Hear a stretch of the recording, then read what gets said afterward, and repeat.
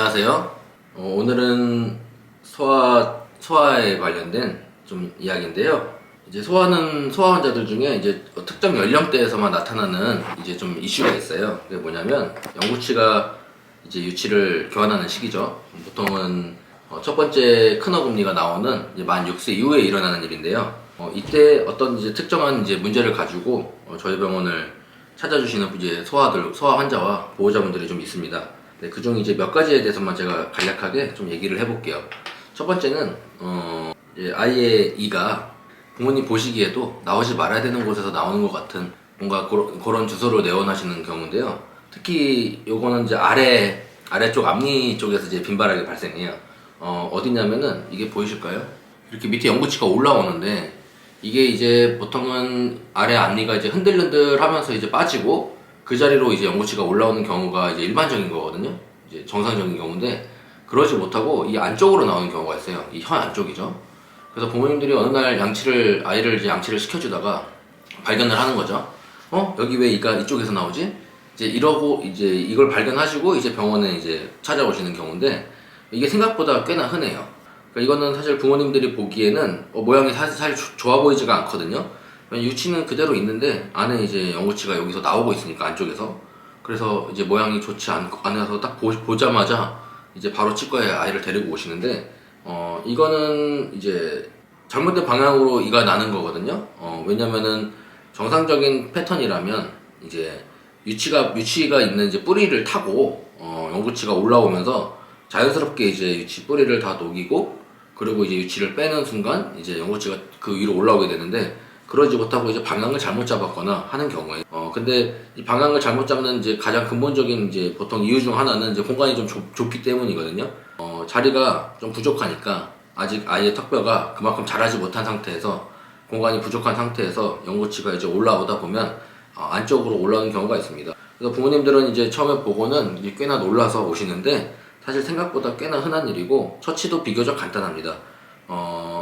영구치가 바른 방향으로 다시 자리 잡을 수 있게 위에 해당하는 치아 유치를 좀 발치를 하고 이제 올라오는 걸 좀 지켜보면 되거든요. 그러면은 자연스럽게 혀나 입술의 이제 근육의 힘에 의해서 정상적인 위치로 자리를 잡는 경우가 많아요. 물론 공간이 많이 부족한 경우에는 이제 영구치가 완전히 정상적인 위치까지 배열이 되지 못하는 경우들도 있거든요. 그런 경우에는 나중에 이제 교정을 고려해 볼 수 있습니다. 네, 그리고 두 번째는 이제 우리 6세 구치라고 불리는 첫 번째 큰어금니인데요. 이 영구치 중에 유치알은 사실은 이제 총 20개의 치알로 구성되어 있어요. 한쪽에. 그래서 앞니 2개, 송곳니 하나, 유구치, 그러니까 유치의 어금니죠. 유치의 어금니 2개. 그리고 요 이제 끝에 있는 이가 이제 6세 구치라고 불리는 영구치예요. 이거는 이렇게 유치가 없는 상태에서 나오게 되거든요. 그래서 요 치아는 부모님들이 발견하기가 생각보다 쉽지가 않아요. 그런데 많은 경우 어떤 경우가 있냐면 이 6세 구치가 이제 특히 이제 위턱에서 좀 자주 있는데요.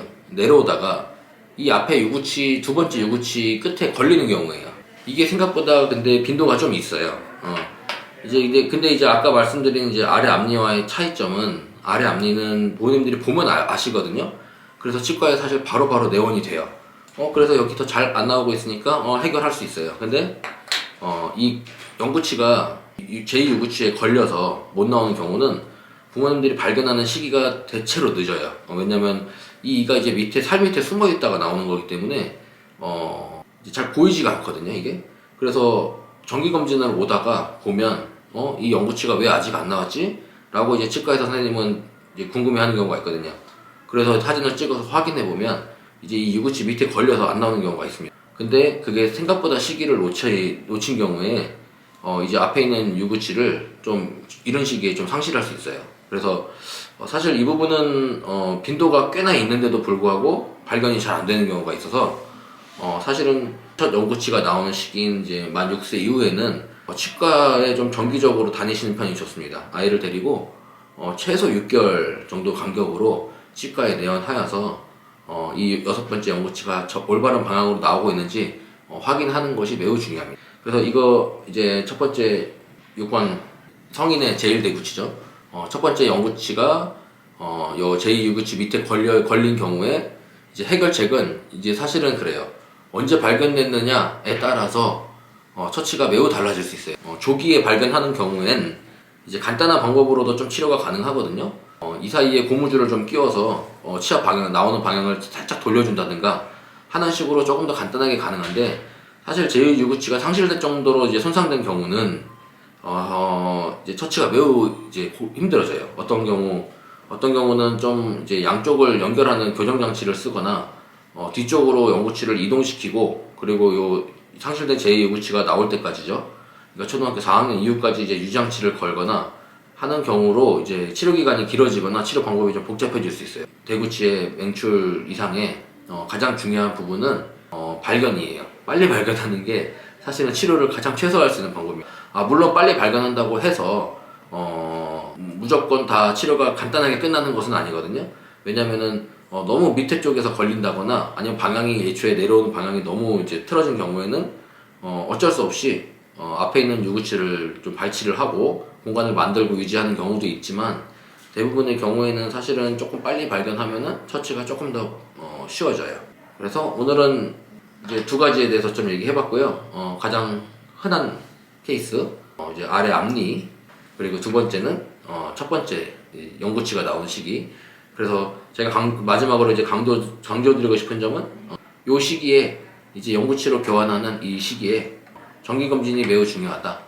경우에 따라서는 보통 6개월을 이야기하지만 경우에 따라서는 3개월 치과에 방문하여서 아이의 치아 연구치가 제대로 된 시기에 제대로 된 방향으로 나오고 있는지 꼭 확인해 주시면 좋겠다. 감사합니다.